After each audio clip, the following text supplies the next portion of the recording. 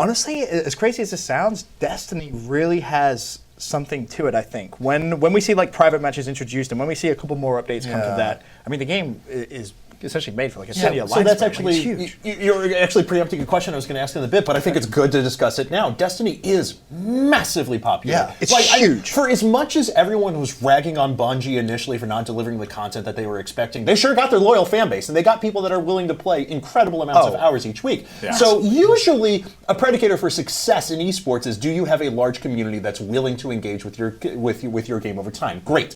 Do you think Destiny is the next big console FPS esport? Next big one, that's tough, because I think you have to look at Destiny, for me at least, is that's going to be a 2-year thing. I think you have to look very, very down the road. It's a long-term kind of game, especially when it comes to esports.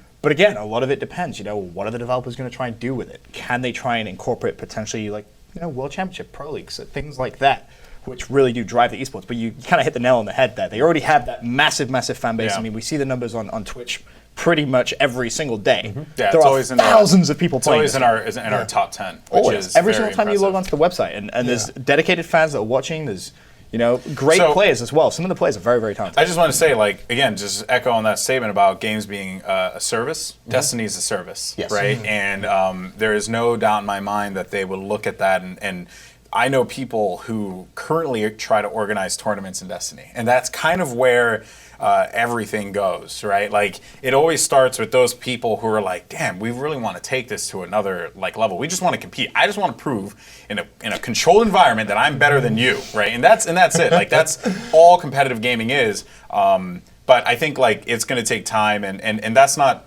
a core of what Destiny is. So I don't know if that's where they want to lean it to. I wouldn't be opposed to it, though. I think the big thing, though, is you see a lot of the players kind of nudging it. That is where they want it to go, which is the key. Like, maybe the developers aren't too keen on the idea of esports, but if a big part of your fan base is saying, hey, we want private matches, we want to play competitively, I want to prove I'm better than Golden Boy, for example, at Destiny.